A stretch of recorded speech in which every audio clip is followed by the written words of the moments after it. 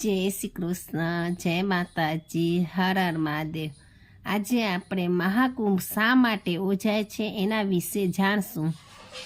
મહાકુંભની પૌરાણિક કથા સમુદ્ર મંથન સાથે સંકળાયેલી છે।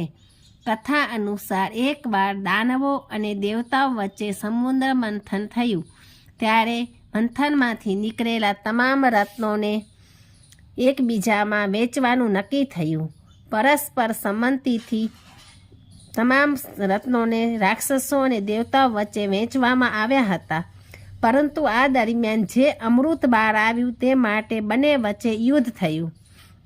આવી સ્થિતિમાં રાક્ષસોથી અમૃત બચાવવા માટે ભગવાન વિષ્ણુએ પોતાના વાહન ગરુડને અમૃતનો ઘરો આપ્યો।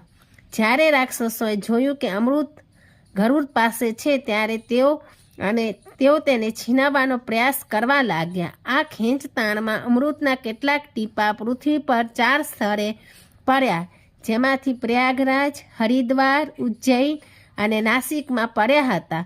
જ્યાં પણ આ ટીપા પડ્યા હતા તે જ જગ્યાએ દર 12 વર્ષે કુંભ મેળાનું આયોજન કરવામાં આવે છે। સમુદ્ર મંથન દરમિયાન અમૃત મેળવવા માટે દેવતાઓ અને દાનવો વચ્ચે 12 દિવસની લડાઈ થઈ હતી। આ જ શાસ્ત્રો અનુસાર દેવતાઓના 12 દિવસ મનુષ્યના 12 વર્ષ સમાન છે। તેથી મહાપર્વ કુંભ દર 12 વર્ષે દરેક જગ્યાએ યોજાય છે। તો જ્યોતિષશાસ્ત્ર મુજબ 12 વર્ષમાં કુંભ રાશિની ઘટનાનું એક કારણ ગુરુ ગ્રહની ગતિને પણ માનવામાં આવે છે, જે આ મુજબ છે। જ્યારે ગુરુ ગ્રહ વૃષભ રાશિમાં હોય છે અને આ દરમિયાન સૂર્ય ભગવાન મકર રાશિમાં આવે છે ત્યારે પ્રયાગરાજમાં આયોજન કરવામાં આવે છે। તેવી જ રીતે જ્યારે ગુરુ ગ્રહ કુંભ રાશિમાં હોય છે અને આ દરમિયાન સૂર્ય ભગવાન મેષ રાશિમાં આવે છે તો હરિદ્વારમાં કુંભનું આયોજન કરવામાં આવે છે।